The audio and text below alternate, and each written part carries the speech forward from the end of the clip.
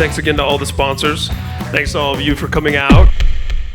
I mean, the suits. That's just Yeah.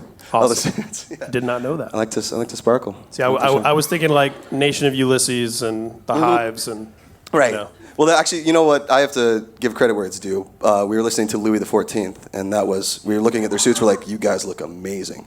We need to bite some of that style. Yeah. They got a good And steez. that was before 3 out of 4 of them started dressing like they were in Vanilla Fudge. Right, the right. Killers Right. looked like that. And, right. This was at the height of bravery the Elizabethan look. Yeah. Yeah. Yeah, that's great.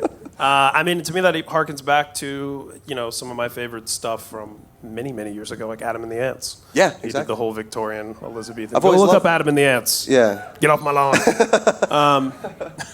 So this would have been an era when obviously we're pre Facebook and Twitter and so on, Snapchat. Right. This is the only thing that we had was Pure Volume and MySpace Yes. and LiveJournal. That was And it. LiveJournal, yeah. LiveJournal. That was it. MP3.com, was that still a thing? I think it was. kind Yeah. It was of-ish? kind of. Yeah. It was on its way toward the end, but it was. Yeah. It was mostly Pure Volume, MySpace, LiveJournal. Yeah. That was it. I think it was So it. let's talk a little bit about that element of the culture at the time, the scene, Yeah. and what role that played in the discovery of Panic and so on. So Pure Volume was the place we had only we only wrote and recorded demos for 2 songs, and that's all the songs that we had. So we couldn't. And play this shows. would be like 2003. This is 2004 going into yeah. This is like I remember having a conversation with Kevin Lyman that year, Mm-hmm. who does Warped Tour, and him telling me that the way that he picked bands for Warped Tour was he went on Pure Volume and looked at who was getting the most plays. See, there you go. Like that was the thing that we knew too, because we knew that bands were getting looked at on Pure Volume. So that was the medium, and you just send a link out wherever you can. So what happened was, we had a couple demos on Pure Volume, and then we just emailed a link to someone that we thought, can this person get it to Pete from Fall Out Boy? Can he hear our stuff? And what we wrote a note basically telling him like. It was a bold move to start off, okay? It was a very bold move. We were just like, listen, dude, listen to our songs. We'll show you why we're better than your band. Wow. Yeah. Wow. Yeah. Like, you don't, it was a little messed up. But he looked at that, and knowing Pete now, I'm so glad we did, because he was like, oh, yeah. He's like, I'm going to listen to your band and just tell you exactly how bad you suck. Like, listed. Bullet points, boom, boom, boom. This is why you suck at this. So he prepared to do that, and then the next week we get an email from him saying, hey, I'm gonna be in Vegas, we're recording in LA, I'm gonna be in Vegas for a couple days, I'd like to see you guys play. We responded, no, I'm just kidding. No, we responded, we said, fuck off. No, we said yes. He came and watched us. We didn't have any of the instruments from what we recorded because we did it in GarageBand and everything was sequenced. The only thing live was vocal, so we had an acoustic guitar, so I just played acoustically for him. For him and this girl that he had with him. I don't know. So come on, y'all. But it was very awkward because I'd never performed in that intimate of a setting for one dude. It was very weird. One dude whose face was on MTV. One every dude day at that who was time. everywhere at Yeah. the time. It was very strange. And then he took us out to Del Taco, told us he wanted to sign us. Fancy. Bought us lunch. Just very spending that fancy. rock star money on He's you like, guys. I'm going to get you guys a good meal. Yeah. So he got us Del Taco, and and then when we sat down to eat, he was like, I really want to consider signing you guys, and that was Which is pretty much- insane because, again, that's very crazy. You hadn't released anything We had necessarily. nothing. We'd been a band for maybe 5 months. It was crazy. You hadn't really played a show, let we'd alone only gone played on 2 tour or That's nuts. It was really crazy. Yeah, and he was in the biggest band in that genre at the time. For sure. And again now. Yeah. It's incredible. And at that point, his label imprint that he was doing with Fueled by Ramen, refresh my memory. Decadence. Decadence. Were you guys the first? We were one of the first. First-ish, I yeah. think that the 2 first were actually Gym Class Heroes and Academy Sure. Is. Okay, yeah. Yeah. Family. Yeah, that was. I think they were the first 2, and then we went to an Academy Is show later in 2004.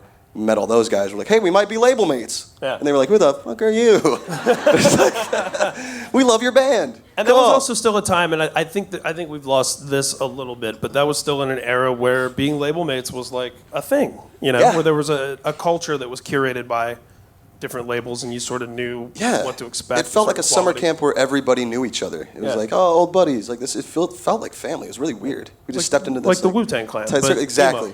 emo. And you know they're nothing to fuck with. So it was like, you know what I mean? It was like pretty good. Pretty good deal. So, I mean, you've had such a unique experience relative even to a lot of the bands that we've had up here before. Obviously, everyone's experience is different. Sure. But to kind of have the cart before the horse in that sense, how do you think that impacted the kind of music that you were making, the kind of shows you were putting on, and all that sort of stuff in the early days? It had an influence on like stuff we were writing at the time because we got a call. We'd maybe written 5 songs at this point. We got a call from management. Like one of the first business calls, we're like, oh, this is so official. We're getting business calls from our management. So they called in. They're like, hey, just to make you guys aware, as a precaution, here's our note for you. You might be in the public eye and you might have to deal with the press and media. And we're like, oh, that's great. We should attack that. And we should kind of like attack the media. And they were like, yeah, maybe that's not the best. That's not what we were trying to get you to do. And we were like, oh, no, fuck yeah, we're doing that. You're like, hey, it worked with Pete Wentz. So, yeah. Yeah, it's like, you guys deal with Pete. You know Fuck you, how difficult alternative he is. press. Yeah. Yeah, here you go. That's how I got this. Yeah. No, so there were a couple, like, there was a song that mentions in it, like, we're Wet Dream for the webzine. It was just like very, very cocky, a lot of hubris, a lot of arrogance behind that because we just thought it was hilarious to do that. Like, oh, we should attack it. We should preemptively strike. So that did have an influence, like knowing that might be a possibility. But we didn't know how tour was going to go.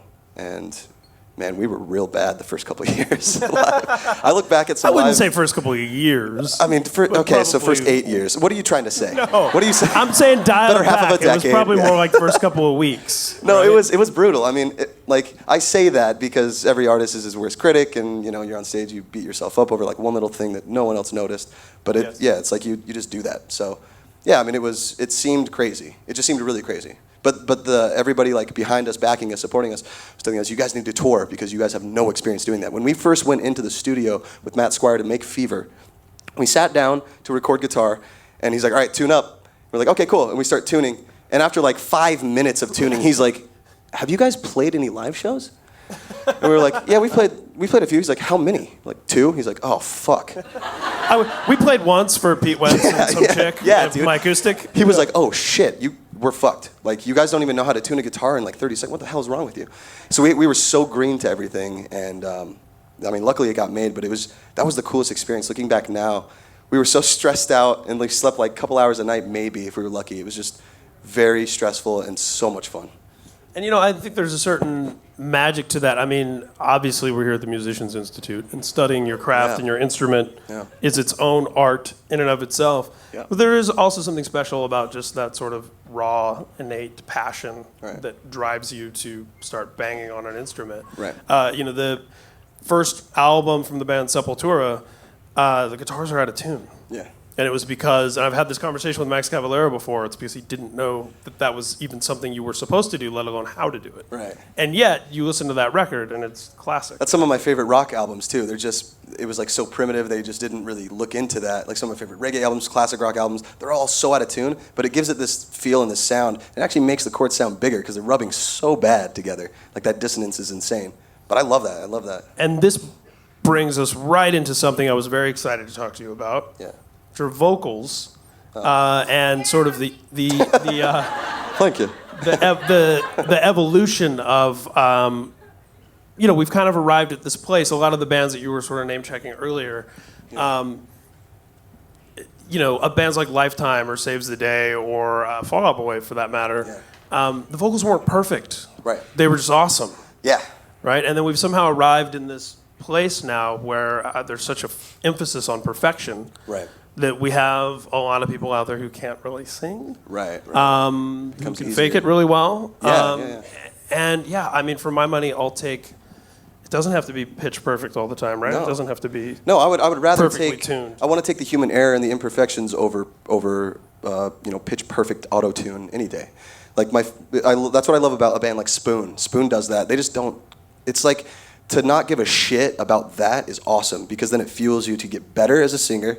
Not only that, but then it gives you this drive that you wouldn't have otherwise if you had like tuned yourself and tried to be perfect and spot on. You get these rubs, and And I don't. There's something like so appealing about that and so endearing. Like so, Van Morrison is somebody just a powerful belt voice.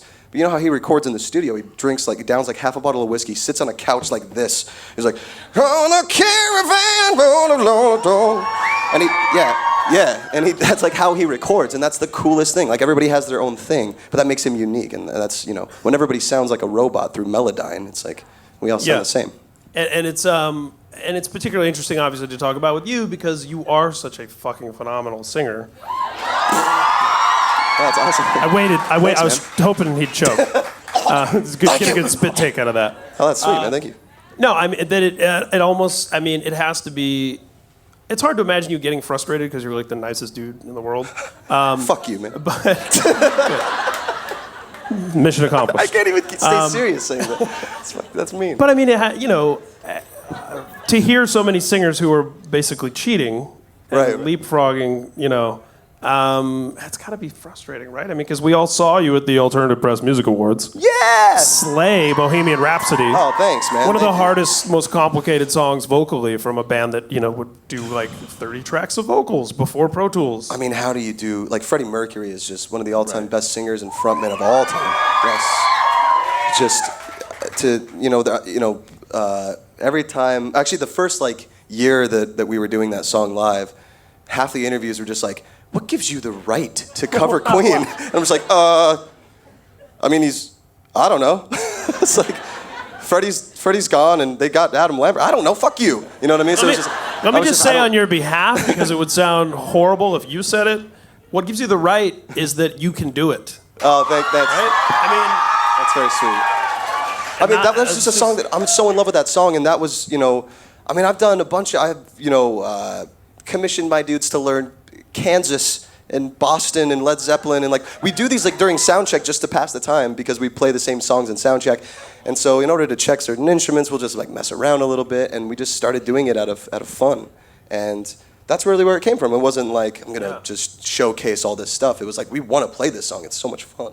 Kansas is the "You're My Boy" Blue song. If anybody wants to look that up. Carry on. Yeah, and that one. I was going more Dust in the Wind. Yeah. Oh yeah. Oh no. You're right. You're right. With Blue. Yeah. You're right. People are fascinated by this deep well of Will Ferrell that we've deep cuts, stumbled into.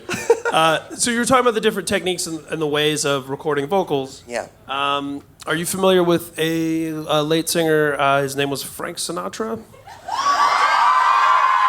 I mean, I've heard the name, but I'm not too familiar with. I don't know. He rolled with Sammy Davis Jr. He's like a rock. From that. He's a rock dude, yeah.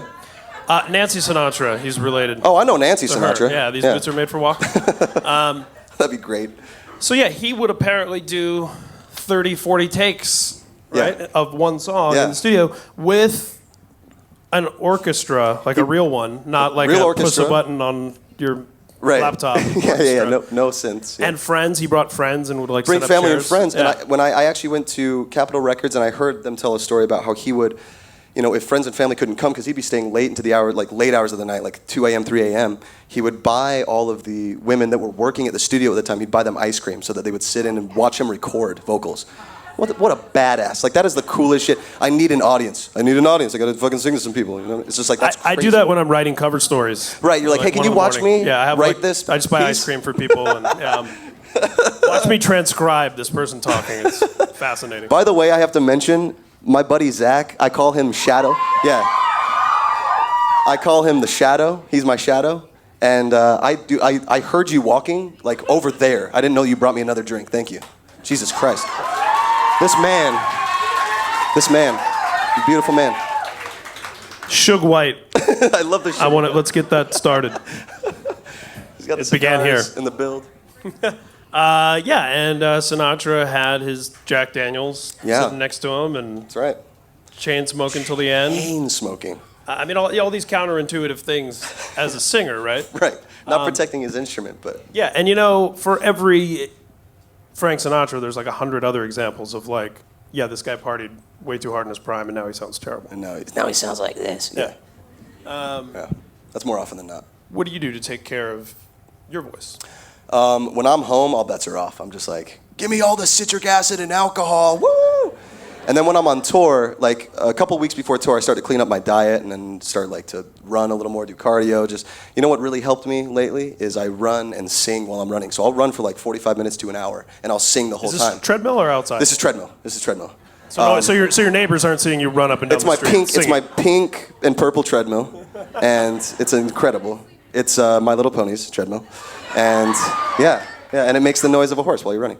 So I do that, and then I started cleaning That up was my diet. advertorial for My Little Pony. They paid to be in this video. Better get paid.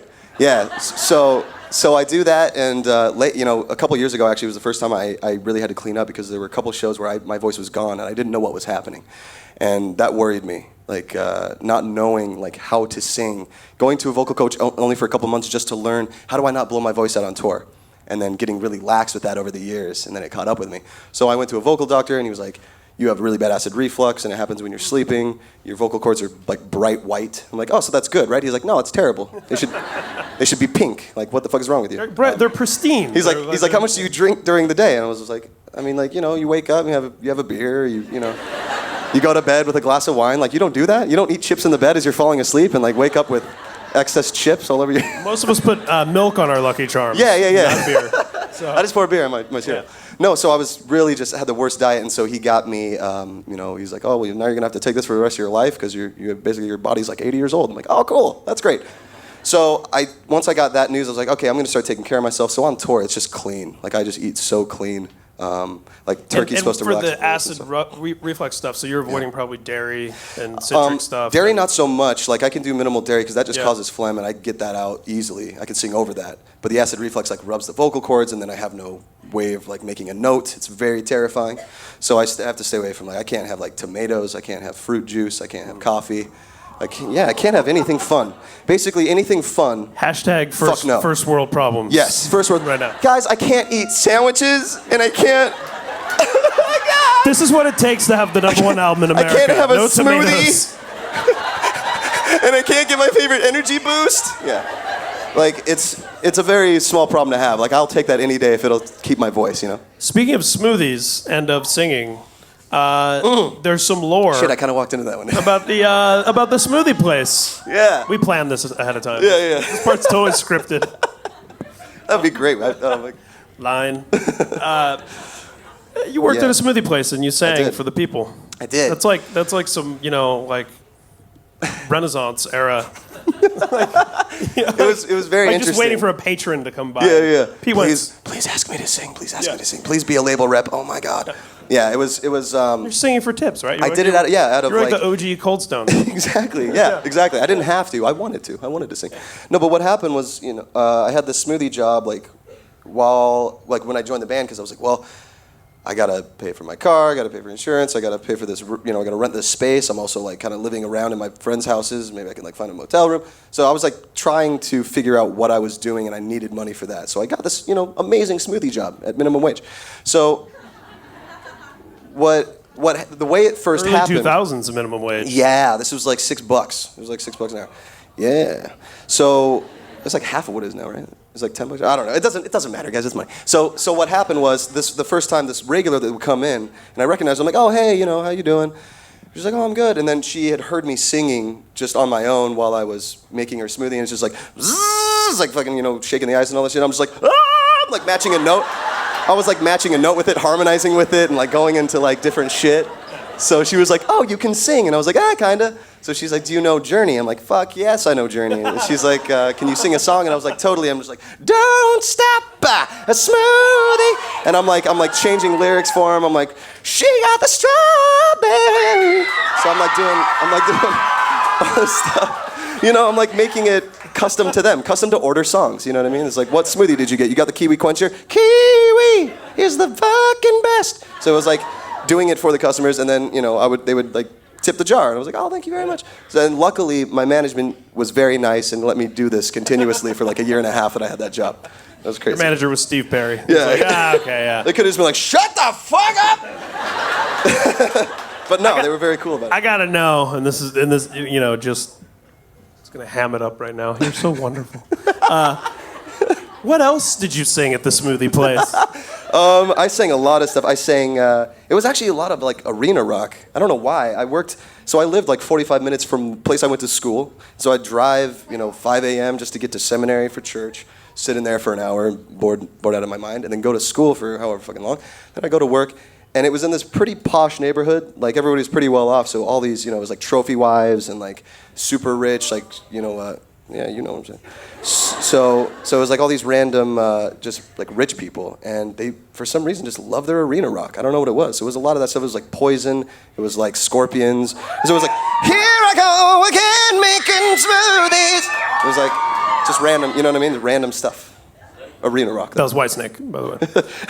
And then the guy comes in and he's like, you do Slater? I'm like, yeah. And I just like growl. I'll be the Shazam of your songs for the crowd. Custom for what? Oh. Which one do you want me to do? Oh, Fuck Yeah Friday. Fuck yeah! I can't tell how loud I think the that crowd is. harmonized with you just now. That was. They're like even higher.